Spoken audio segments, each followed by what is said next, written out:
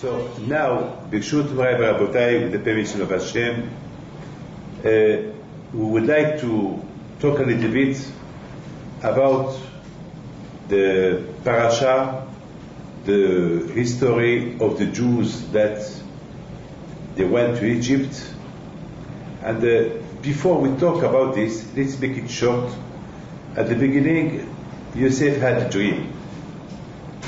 And that dream that all his brothers they bent to him. It's like they were his slaves, and he was the king. And that kind of dream, they didn't like it, so because of it, it was an excuse that to kill him, to sell him, and that's what he did. So they sold him, he became a slave in Egypt, then he became a king in Egypt, and then the Jews, with Yaakov, they went to Egypt, because Yaakov, he missed his son, he did not see him for over 22 years, and then Hashem said to Yaakov, well, you stay there, and the Jews started now to be slave in Egypt. This is the parasha of this week. And then, after 400 years of being slave in Egypt, now Hashem, he decided to deliver them and to give them the Torah and to take them to Eretz Israel, to Israel. Now, this is a story, a short story. But now I want to ask a few questions. First, how it's possible that Yosef can have this kind of dream and tell his father and to his brothers that kind of dream? Just imagine you, one of my students, he will tell me, Rabbi David, I had a dream that you kiss my hand. I mean, usually, even if he had that kind of dream, he will not tell me. Respect. I will not tell my father, Papa, I had a dream that you were kissing my hand or kissing my feet. I mean, even if I have that kind of dream, I will not tell that kind of dream to my father. It's not respectable. So how Yosef, he told, and beside this, I mean, even Yaakov, he was a little bit angry about that kind of dream. But he said to himself, maybe there is something in that dream. But the Torah said that Yaakov, he was not happy. Now, what I would like to understand is the Jews, they were in Egypt. How it's possible that the Jews, that they were in Egypt, they remain Jew. Usually, the only thing that can keep you to be a Jew, only if there is Torah. Without Torah, you cannot be a good Jew. It's impossible. Only through Torah Kedusha. Through Torah, you can be a good Jew. I mean, look, a lot of people, they forgot the Judaism only because there is no Torah. They don't study Torah, they don't respect Torah mitzvot. And at the end, they are assimilated. That's it. Only the Torah can keep you. Look, thousands of years that we're in exile, wherever we went, Torah was with us. We went to Poland with the Torah. We went to Egypt, we went to Morocco, Asia, Africa, Middle East, Europa, wherever we went, Baruch Hashem, we remained a good Jew. Why? B'zchut, with the zichut of the Torah. So in Egypt, the Jews were slaves, with no Torah. So how they remain Jew? Okay, they did not change their name, they did not change their clothes, they did not change their language. They had a Jewish name, Jewish clothes, Jewish language, but still, a language, a name, clothes, not Torah. Only through Torah you can be a good Jew. And without Torah, you cannot be a good Jew. So how it's possible that they remain Jew after 400 years? And of course, there is another question. If we talk about Hanukkah, this small bottle of oil that the Greek did not see, it's very hard to believe. I mean, they were looking for the shemen, for the oil, to make it impure. And the oil was in front of their eyes. And they did not see it. Okay, unless if you tell me it was a miracle that they did not see. But I am sure that it is something else to explain without saying it was a miracle that they did not see that bottle of oil. I mean, if they did not see, so how the Hashmonaim, they saw it? There must be a kind of answer. And what I would like to ask you is, Paro, he was the king of Egypt. How we can go against Hashem? I mean, after all, Paro, he knew there is Hashem. And it's impossible to understand how Paro, he was so stupid to refuse to send the Jews from Egypt with all the miracles that Moshe Rabbeinu did in front of Paro. Okay, by the end, it Hashem was who forced Paro not to send the Jews out of Egypt. But the beginning, he resisted, as the Torah said that he forgot all the good things that Yosef did for Egypt. How can you forget all the good things that Yosef did to Egypt? So all this, we want to understand it. So my friend, Andy, I would like to tell you something. You must know that this week, I said a show today, yesterday, the yeshiva, and I mentioned what the Rambam said. The Rambam said that it's Advat Torah. What I want to tell you now, it's from the Lubavitch Rebbe. He bring a Rambam that you should love Hashem with joy, not with fear. It's like, I tell you, hey, Moshe, if you don't fear Hashem, Moshe, if you don't do that mitzvah, you're gonna die. That's no good. It's no good to fear Hashem only because you are afraid. And that's only, we can do that to children. To children, I will tell them, hey, baby, if you don't do that, Hashem will punish you. Okay. For children, we can't do that just for education. But for an adult man, he should teach himself to love Hashem without fear. You have to love Hashem be'ahava, with love. Hashem, he don't like, according to the Rambam, Hashem, he doesn't like that you fear him with fear. Hashem doesn't like that you love him with fear. Hashem wants you to love him with love. And then the Rambam bring that Abraham Avinu, he was the only one who really loved Hashem with love. Really love Hashem with love. So now there is so he asked a beautiful question. He said, but how it's possible to love Hashem with love? It's impossible. it's impossible, because it's like the Torah said, you have to love Hashem. Ve'ahavta, in Kriyat Shema we say, ve'ahavta et Hashem Elokecha, b'chol levavcha, u'b'chol nafshecha, u'b'chol meodecha.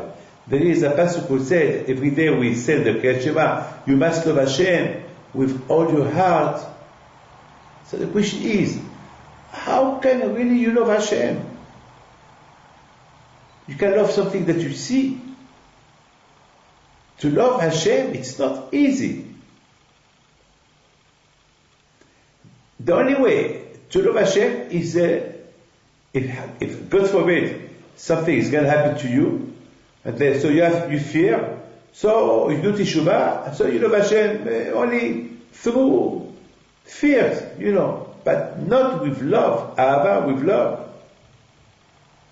So how can we love Hashem? It's impossible. On one hand, Harambam said it's no good to love Hashem with fear. It's good to love Hashem with ahava, with joy, with simcha, with happiness.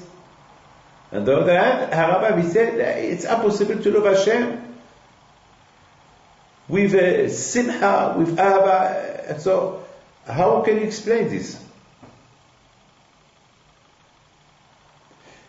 And even so, why you have to teach your children to love Hashem even by fear?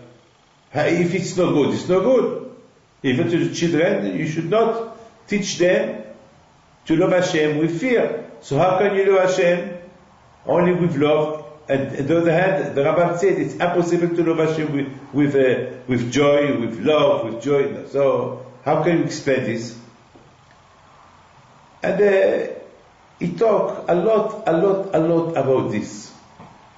But just I want to make it short. You must see the Rambam, Shari Tshuva, that the Rambam said that it's no good to do Teshuvah only because of fear. You have to do Teshuvah with love. So, at the end, the Lubavitch Rebbe, he gave a beautiful answer. He said, to love Hashem b'simcha, with joy, it's impossible. Only because there is a pasuk, mikwahat tzivui. Because there is a pasuk, and that pasuk said that you have to love Hashem b'simcha, with joy, so Hashem can help you. That means Hashem, He is the boss. You, David, to do teshuvah with your own strength, or just to love Hashem with your own strength, with joy, it's impossible. That was given to some tzaddikim. It's impossible. But because there is a tzivui, because there is a pasuk, the Torah said that you have to love Hashem b'simcha, so Hashem can help you. That means, okay, hakol b'di shamayim chutz, everything is in the hand of Hashem. But to fear Hashem, it's up to you. Hashem will not help you to be Yirei Shamayim, to fear Him. That it's your work. But if Hashem is see that really you want to fear Hashem, and really you want to serve Hashem, so Hashem will help you. That means if really you want to serve Hashem, or you want to do teshuvah with simcha, with joy, not because you fear that something bad is going to happen to you, only because you want to connect yourself to Hashem. You love Hashem, and you want to. So if you really want, you do that. So because Hashem, He promised that anyone who wants to connect himself to him, he will help him. So Hashem, he will help you to love him, to do teshuvah with joy. Now, from here you see that there is a lot of things that it's impossible to do. Like the war, the Hashmonaim, there were 12 people, they went to fight hundreds of thousands of Greek. Normally, to see this, it's impossible to believe. Just imagine, you have 12 people going fighting hundreds of thousands of Greek. It's not normal. They are crazy. There is no logic. Even before they will start the war, they will die already. It's impossible. So how they did it? So how at the beginning the Hashmonaim, they went to fight the Greek? If they were 12 against 12, understand? 12 against 100, maybe. But against thousands, millions of Greek, it's impossible. It's not logic. It's like you threw a stone in the ocean. Would you see the stone after? No. A small stone in the ocean. Just imagine a picture. I show you a picture. 12 soldiers against millions of soldiers, or against hundreds of thousands. You will see only the big army, not the small army, not the 12 people. But they went with the bitachon, with the emunah, they went with faith that they are going to fight for their religion, for Hashem. And because they did that, so Hashem changed the rules. Hashem, he did that the 12 won the war.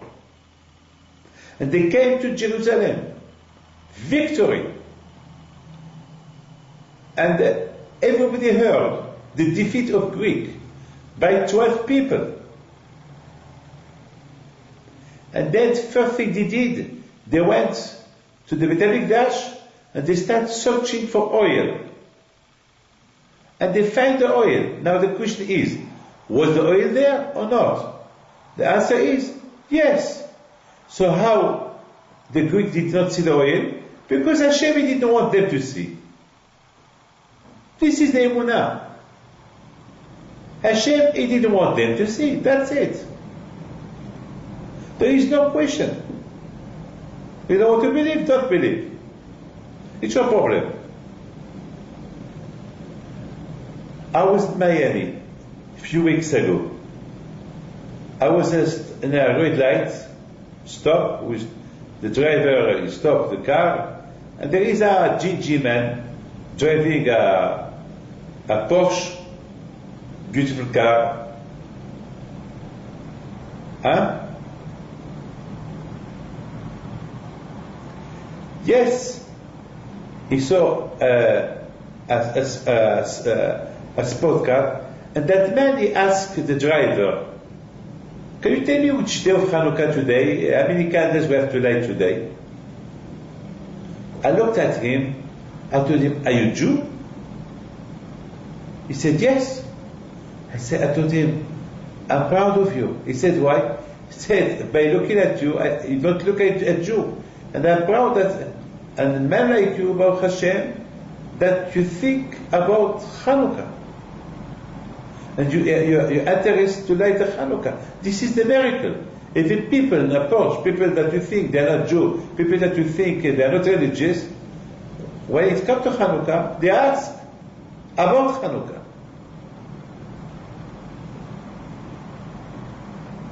Why? Because Hanukkah, it's a miracle of emunah, of faith. Something happens every year. On Hanukkah, every Jew, he searches himself. through this light of Hanukkah.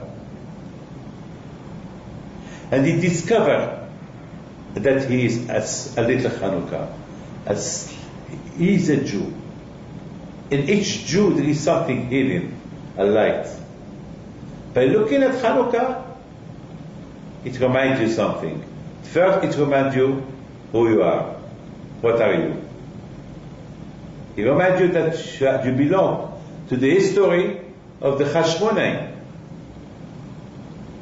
This is the miracle. Well, my friend, when Hashem he wants that something happened. The logic is that Yosef he will not tell, he will not say his dream. But now just imagine, if he will not see his dream to his brother and to his father, so how the Jews gonna go to Egypt? Hashem he decided to build a nation in Egypt. So they have to go to Egypt. How they gonna go to Egypt?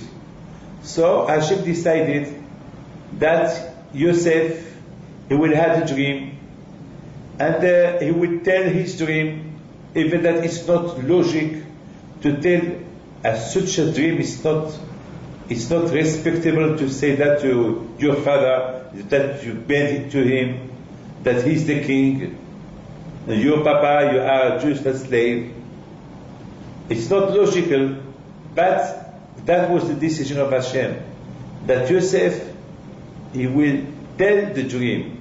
Then they sold him, and then his dream become true. He become the king. So there was no food in the Eretz Canaan, so they had to go to Egypt to buy food. And then they met Yosef, who was the king there. And then it happened that Yosef had tzaddik. He told them, I'm Yosef. So now they understand that was the will of Hashem to prepare them the routes to go to Egypt. Don't they become slaves there? And then Hashem, when Hashem he sent Moshe Rabbeinu to Paro, at the beginning Paro he said, who is Hashem? I don't know Hashem. He was so strong. Why?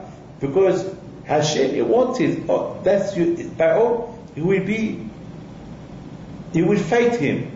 Hashem he wanted to fight Paro, to fight Egypt, because Hashem wanted to show to the Jews that Hashem, he is Hashem. This is the tzivui of Hashem. Hashem wanted to show the Jews that he is the boss. He can change everything. This is the will of Hashem. So Moshe Rabbeinu, he had to do a lot of miracles. He changed nature. The water became blood, and all this kind of miracles that happened in Egypt. All this why? Because Hashem wanted to show the Jews that he is God. He is the one who created the world. That he is the one that can change everything. So now, my friend, to love Hashem, it's impossible to love Hashem. To love Hashem with joy, be'ahava, it's impossible. You cannot be Abraham. But if Hashem he said so, if Hashem he wrote in the Torah that you have to love Hashem with joy, with love, so you can do it, because Hashem will help you. Even that it's impossible. Usually people they do teshuvah because of fear. A lot of time you see people when they have cancer, when they have a big problem, suddenly they do teshuvah. Well, that's okay, it's a teshuvah. But Hashem prefer that you do teshuvah and to love Hashem with joy, with happiness. Not because you fear Him. But it's impossible. If you want, you can. There is a pasuk in the Torah who said, V'shafta ad Hashem Elokecha, that when you do teshuvah, the teshuvah can connect you direct to HaKadosh Baruch Hu. So now you have a choice. or you do teshuvah from your own will, and then you are happy with each mitzvah that you do, so that it's love Hashem with joy, or because you are afraid if you don't do teshuvah, you go to hell, you go to Gehenna. That Hashem doesn't like. So how can I love Hashem with joy? Well, Hashem, He give a tzivui. From your own strength, it's impossible. But with the help of Hashem, it's possible. Now you understand this miracle of Hanukkah. It's when you see that when you read the history of the miracle of Hanukkah, you do not understand it. Be'emet, I'm telling you, you do not understand it. It's impossible. But when Hashem wants, He wants. When Hashem wants, so everything can become possible because Hashem is the boss. When there is the tzibur of Hashem, when Hashem give an order, everything is okay. Everything is going to be alright. You know, my friend, when on Hanukkah, there is something incredible in Hanukkah. I would like to tell you this. When we say the Shemot-Va'eira, the Amidah, so the Amidah we said, ועשית עמהם ניסים ונפלאות ונודיע לשמע גדול סלע. You know, the Amidah, there is a special prayer that we say about Hanukkah. You know it, yes? Huh? על הניסים ועל הפורקן. There is a tefillah in Hanukkah. And then we say, and Hashem, we thank you for all the miracles that you did. Usually, if I want to tell you a story, I tell you, before I tell you a miracle story, I tell you, hey Andy, I had a big miracle. So you ask me what miracle, and I tell you the miracle, and then I tell you the story. But here, in the Amidah, Shemot-Va'eira, first, we say the history, and then we say to Hashem, thank you for the miracle. It should be the opposite. We should say the miracle, and then thank you Hashem for the miracle that you did to us, and we talk about the miracle, but not we talk about the miracle, and then we say to Hashem, thank you for the miracle. Usually we thank Hashem for the miracle, then I tell you the miracle. But not to tell you the miracle, then I thank you for the miracle. Like, look, if you give me something, I don't tell you thank you before. First, you give me, then I tell you thank you. Yes? Are you with me? So here, there is a problem. Here, there is a big problem. Here, we talk about the whole history, what happened, and then we say to Hashem, thank you Hashem for the miracles. I mean, we should already say to Hashem, thank you for the miracle, then we talk, what kind of miracle? Usually, a lot of people when they come to tell me a miracle, they tell me, Rabbi David, I had a miracle. What? And you tell me the story. You understand? This is the question of a lot of rabbis ask. A lot of rabbis, they ask this kind of question.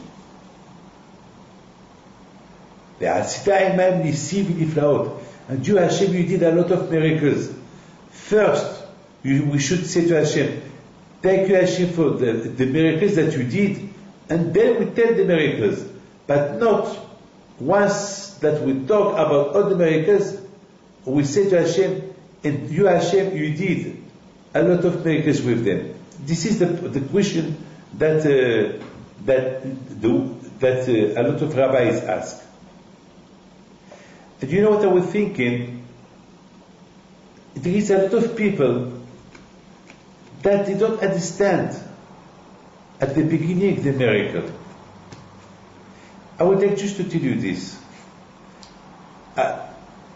I I am now in Israel for a few days.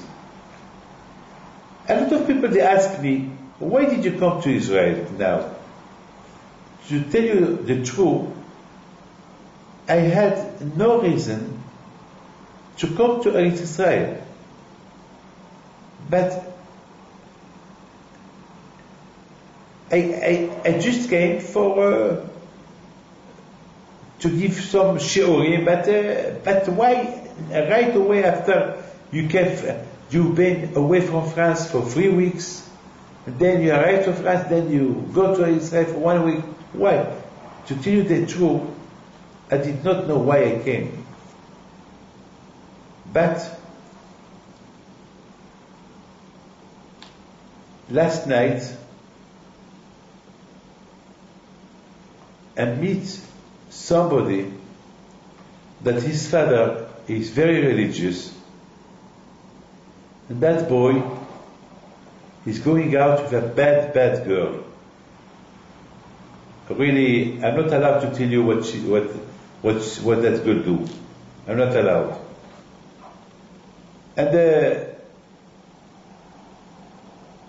And before I saw that the boy, I meet with his sister. And his sister, when she told me with who he go out, I was shocked. So I spoke to him, and Baruch Hashem, he gave me good words to tell him. And Baruch Hashem, he started crying. And that after 2 years, that no one that tried to tell him that this girl, she's not for him. No one tried to persuade him to stop with her. And Baruch Hashem, I think I persuaded him last night that this girl, she's not for him. So I said to myself, maybe because of this, I came to Israel. Maybe there is other reason, but I don't know. Maybe, I don't know. And maybe there is another reason. I met somebody yesterday, and that somebody that I did not know before, he asked me a few advice, business advice, and Baruch Hashem, today he had the good news with the advice I gave him yesterday. So, Baruch Hashem, he promised to help the yeshiva. So, you see, maybe because of this. You see, Hashem, he knows what he's doing. A lot of times we don't realize things that Hashem put in our way till later we realize them. Right away we don't see the miracle that Hashem could do with us. A lot of things that we don't know why did it happen. And only after we realize whatever Hashem did with his doing is for the good. If you connect yourself to Hashem, if you really believe in Hashem, Hashem, he can only help you. Hashem, he created you not to hurt you. Hashem, he created you to help you. It's up to you. Hashem, he has with you an open line. Just open yourself. Open your heart with Hashem. And Hashem is with you. It's like if I call you by telephone. If you don't open your telephone, you will never talk to me. I'm willing to talk to you. I am on the line, but you don't answer. You answer, and I talk to you. This week I had a problem with a big problem this week. And the telephone, I needed somebody to talk to, but I did not have his telephone number. And the telephone was ringing, I did not answer. again hearing, I did not answer. And after I said, David, answer, and I answered, who was the one that I was looking for him to help me. He told me, I tried to call you for 3 times. I told him, thank you very much, I was looking for you. And I did not have your telephone, thank you. Who told you to call me? He said, no, I just thought to call you. I said, you know why? Because I prayed to Hashem that you call me. You see, Hashem is open. Only He waits for you. A lot of times we don't understand why Hashem does that, why Hashem does... But Hashem, He knows what He's doing. Or what Hashem does, it's for the good. Never for something bad come from Hashem. Now we understand that the Jews, when they saw the miracles, all those miracles, they did not realize really the miracles. Only after they start thinking the victory of the war against the Greek, the oil, all the miracles, then, oh, thank you Hashem for all those miracles. They were telling stories, but they did not realize on each story was a miracle. Then after they realized that the miracle of Hanukkah, it was not a miracle of Hanukkah only for that year, it's for every year. Every year there is temptation of assimilation. And it's a war. I am only one against the whole world. I am Jew. You know what, I keep my religion. It's not easy. People are laughing at me. It's like those 12 soldiers against millions of Greek soldiers. It's impossible to beat them. It's impossible to be in a plane, a jumbo jet. And they are the only Jew who keep kosher, and you pray in front, with put tefillin in front of everybody. Everybody is laughing at you, you don't care. It's a Hanukkah. It's a miracle of Hanukkah that happened every year. So that's what the Jews, that's why we mentioned. We say the story about all the good things that Hashem, He did. Only after we thank Hashem, thank you Hashem for the miracles that you did. Because the Jews, they did not realize the miracles right away at the beginning. They realized the miracles only later. And this is the miracle of Hanukkah. And that's why once the rabbis fix that every year we should light the Hanukkah, they understood that this ness of Hanukkah, it's carry on to be done every day till Mashiach will come, that the religion will not switch off. Don't forget that the Jews at that time, nearly all of them, they become Greek, and there was no way that those Jews will become back again to be Jew, because without Torah it's finished. And then suddenly this miracle happened, and suddenly everyone started to feel that he's Jewish. It's impossible. That was the miracle. And they find a small bottle of oil that was on at the 8 days. I don't know if you know the question that the Beit Yosef asked. The Beit Yosef asked, he said, how many days there was the miracle? 7 days or 8 days? Tell me, how many days? How many days was the miracle? 7 days or 8 days? Why 8? There was only 7 days, because for the first day there was the oil, they find the oil. So the miracle was only for 7 days. So why we do 8 days?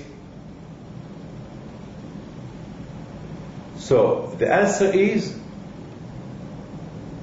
because they find it, that was the miracle. Because don't forget, the Greek did not see it. And because he did not see it, it's a miracle. You understand? So that's why we do 8 days. So now you understand that it took them a lot of times, to the Jews, to realize the miracle that happened. It was a spectacular miracle. It was a spectacular miracle. That was the oil there, and the Greek did not see it. It was there for a few years. All the bottles of oil, they were opened, not that one. How? So that's why we do 8 days. The first day for the miracle that they find the oil, and the 7 days that the Hanukkah not switch off. That was the miracle. That's why you see, everything, this is the will of Hashem. I would like to tell you something. If you see somebody, a man, with a glass of water near the ocean, and you ask him, what you do here? He tell you, I want to transfer the ocean to another place. With whom? With this glass of water. And he put the glass in the ocean, and he threw it somewhere else. What you would do if you see that kind of man? Tell me. If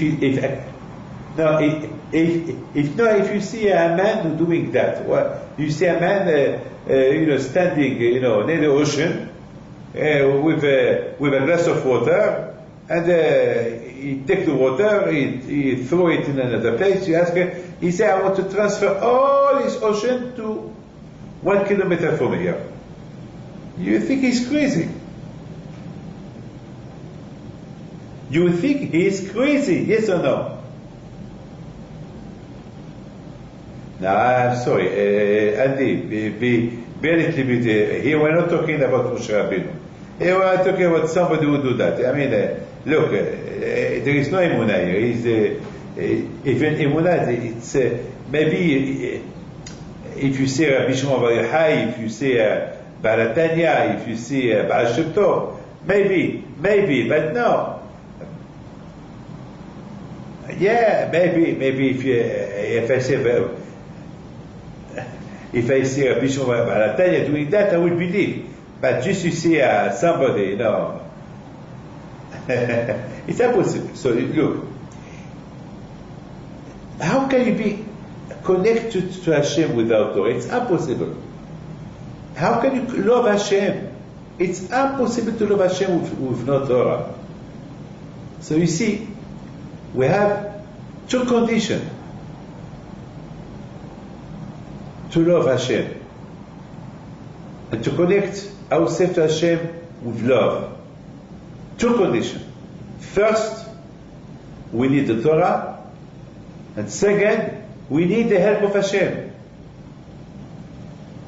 If there is no Torah and there is no the help of Hashem, it's impossible to love Hashem. It's impossible, my friend. It's impossible. It's impossible. It's impossible. We need those 2 conditions. Without those 2 conditions, it's impossible to love Hashem. And I would like to tell you this. That this is very important for you to know. Rabbeinu HaKadosh, Rebbe, Rabbeinu HaKadosh, before he died, he left his hand toward the Shamayim, and he was crying. So his students, they told him, Rabbeinu, why you cry? He told them, I cry because I'm gonna die, and up there is no Torah. Up there is no Torah. So they told him, what do you mean there is no Torah? He said, and then they told him, but you should be happy that when you die, you will be sitting next to Hashem, next to Abraham, Yitzhak, Yaakov. Why you cry? He said, no, up there is no Torah. What do you mean? He said, because here it's a place where you can study Torah and do mitzvot. Here you can do zikor rabim. Here you can be a good shaliach for the Jews. Here you can pray to Hashem, you can put tefillin, you can respect Shabbat. But there is no Shabbat, there is no tefillin, there is nothing. There is no washing hands to eat, there is no brachot, there is nothing. There, of course, there I would be singing to Hashem, but I prefer the action by sit, more than just sitting, doing nothing.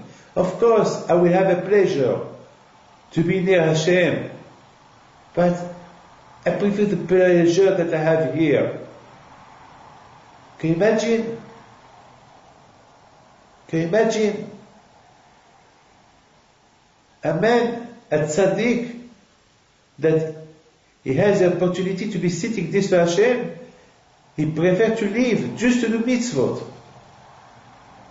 Because only here you can show to Hashem that you love Him. How? Because here you have the Tzara, who want to disconnect you from Hashem. And you fight him. Not to follow the Tzara. You show him that you love Hashem by not following Him.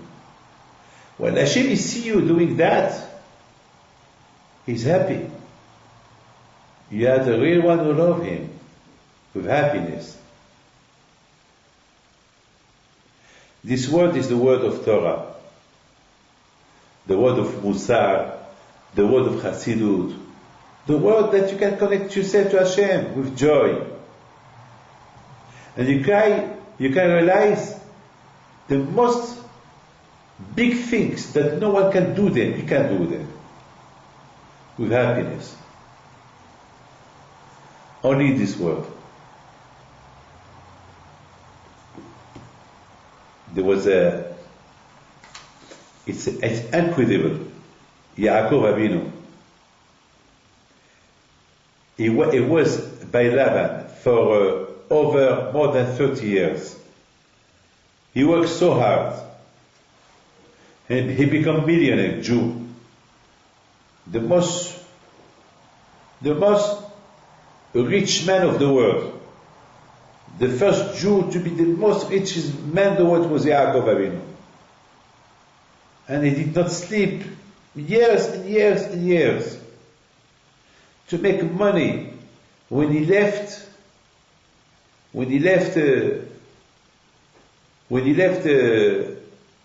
Haran, his Lavan, his father-in-law, he left with 75,000 dogs that they took care of all the sheep that he had. He had a lot of cows, donkey, horses, a lot of, you cannot imagine, he was very, very, very rich. Today you see some cowboys with some dogs to take care of their sheep. But here you have 75,000 dogs. Can you imagine? Huh?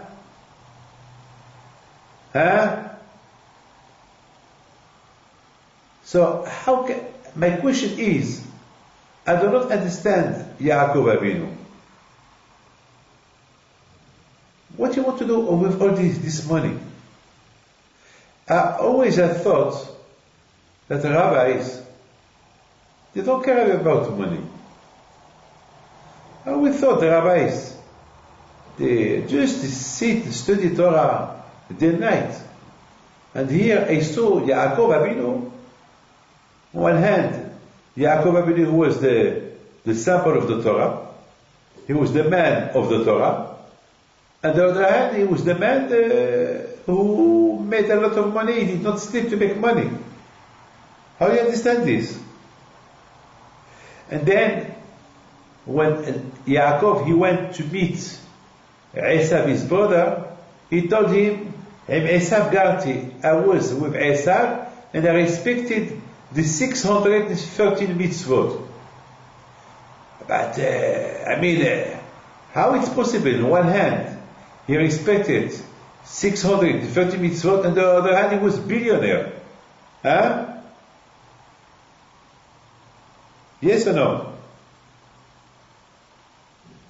It's like can you imagine a big Rebbe, a big tzaddik, working day and night to make money, and he's a big tzaddik? It's very hard to understand it. So, to think that about Yaakov, it's very hard. But let me tell you something, my friend. All that money that he made during the time that he was in Haran with Laban, you know what he did with it? Huh? He gave it to Esav. All that money that he made. You know why he gave it to Esav? Huh? You know why? Because he wanted to buy the place in Me'arat HaMachpelah. Because in Me'arat HaMachpelah, there rooms only for 4 couples. That's it.